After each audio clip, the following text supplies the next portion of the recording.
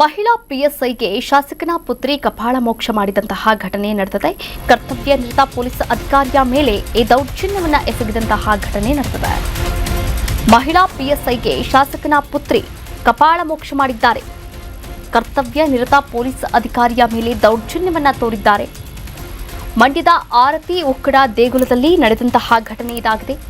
ಶ್ರೀರಂಗಪಟ್ಟಣ ತಾಲೂಕಿನ ಆರತಿ ಉಕ್ಕಡ ದೇಗುಲ ಆಗಸ್ಟ್ 12ರಂದು ನಡೆದಂತಹ ಘಟನೆ ತಡವಾಗಿ ಬೆಳಕಿಗೆ ಬಂದಿದೆ. ದೇಗುಲದ ಗರ್ಭಗುಡಿ ಪ್ರಾಂಗಣದಲ್ಲಿ ನಡೆದಂತಹ ಘಟನೆ ಇದಾಗಿತ್ತು. ಬಿಜೆಪಿಯ ಶಾಸಕ ಬಿ ಸುರೇಶ್ ಗೌಡ ಪುತ್ರಿ ದರ್ಪವನ್ನ ಮೆರೆದಿರುವಂಥದ್ದು. ತುಮಕೂರು ಗ್ರಾಮಾಂತರ ಶಾಸಕ ಸುರೇಶ್ ಗೌಡ ಹಾಗೆ ಎಸಿಪಿ ಗೌತಮ್ ಪತ್ನಿಯೂ ಆಗಿರ್ತಕ್ಕಂಥ ಐಶ್ವರ್ಯ ಶ್ರೀರಂಗಪಟ್ಟಣ ತಾಲೂಕಿನ ಆರತಿ ಉಕ್ಕಡ ದೇಗುಲಕ್ಕೆ ಹೋಗಿರ್ತಾರೆ. ಆ ಸಂದರ್ಭದಲ್ಲಿ ದೇಗುಲದ ಗರ್ಭಗುಡಿ ಪ್ರಾಂಗಣದಲ್ಲಿ ಮಹಿಳಾ ಪಿಎಸ್ಐ ಮೇಲೆ ಕಪಾಳ ಮೋಕ್ಷ ಮಾಡಿರ್ತಾರೆ, ದೌರ್ಜನ್ಯವನ್ನು ಎಸಗಿರ್ತಾರೆ. ಮಂಡ್ಯ ಮಹಿಳಾ ಠಾಣೆಯ ಪಿಎಸ್ಐ ಸವಿತಾ ಪಾಟೀಲ್ ಐಶ್ವರ್ಯ ವಿರುದ್ಧ ಪಿಎಸ್ಐ ಸವಿತಾ ಕಂಪ್ಲೇಂಟ್ ಮಾಡಿದ್ದಾರೆ. ಐಶ್ವರ್ಯ ವಿರುದ್ಧ ಎಫ್ಐಆರ್ ದಾಖಲಾಗಿದೆ. ಕ್ಯಾತ್ನಹಳ್ಳಿ ಪೊಲೀಸ್ ಠಾಣೆಯಲ್ಲಿ ಪ್ರಕರಣ ದಾಖಲಿಸಲಾಗಿದೆ.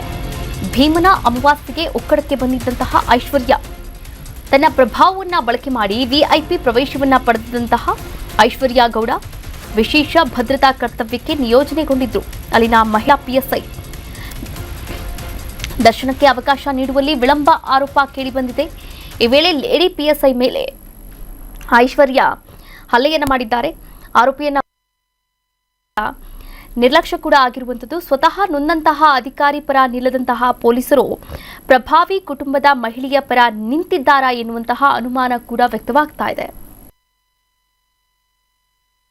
ಭೀಮನ ಅಮಾವಾಸ್ಯೆ ದಿನ ನನ್ನ ಮಗಳು ಅಲ್ಲಿ ಉಕ್ಕುಡದ ಮಾರಮ್ಮನ ದೇವಸ್ಥಾನ ಪಾಂಡುಪುರದಲ್ಲಿ ದರ್ಶನಕ್ಕೆ ಹೋಗಿದ್ದಾಳೆ. ಹೋದಾಗ ಒಂದು ವಿಐಪಿ ಲೈನ್ ಅಲ್ಲಿ ನಿಂತಿದ್ದಾಳೆ.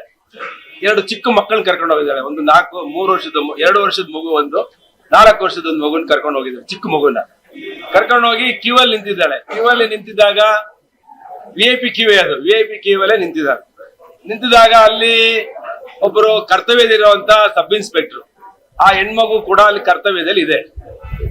ಇವಳು ನನ್ನ ಮಗಳು ಕೇಳಿದಾಳೆ, ನನ್ಗೆ 2 ಚಿಕ್ಕ ಮಕ್ಕಳಿದ್ದಾರೆ, ಗಲಾಟೆ ಮಾಡ್ತಾರೆ, 1 ನಿಮಿಷ ಹೊರಗಡೆ ಬಿಡಮ್ಮ ಅಂತ ಕೇಳಿದಾಳೆ. ಅದಕ್ಕೆ ಆ ಹೆಣ್ಮಗು ಸಬ್ ಇನ್ಸ್ಪೆಕ್ಟರ್ ಬಿಟ್ಟಿಲ್ಲ. ಅದಾಗಿ 1 ಸೆಕೆಂಡ್ಗೆನೆ ಯಾರೋ ಒಬ್ಬರು ಸರ್ಕಲ್ ಇನ್ಸ್ಪೆಕ್ಟರ್ ಬಂದಿದ್ದಾರೆ. ಆ ಹೆಣ್ಮಗುನ ಅವ್ರನ್ನ ಒಳಗಡೆ ಬಿಟ್ಟಿದ್ದಾರೆ. ಅಮ್ಮ ಅವ್ರನ್ನ ಬಿಟ್ಟಿದೆಯಲ್ಲಮ್ಮ, ನನ್ನೂ ಬಿಡು ಅಂತ ಕೇಳಿದ್ದಾರೆ. ನನ್ಗೆ 2 ಮಕ್ಕಳಿದ್ದಾರೆ, 1 ನಿಮಿಷ ದರ್ಶನ ಮಾಡಿ ಹೋಗ್ತೀನಿ ಅಂತ.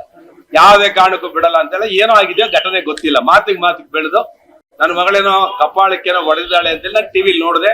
ನನ್ನ ಮಗಳು ಹೇಳಿದ್ರು ಗಲಾಟೆ ಆಗಿದ್ ನಿಜ ಅಂತ ಹೇಳಿದ್ದು. ದೇವಸ್ಥಾನದಲ್ಲಿ ಯಾವಾಗಲೂ ಶಾಂತಿಗೆ ಹೋಗೋದು, ಗಲಾಟೆ ಆಗ್ಬಾರ್ದಾಯ್ತು.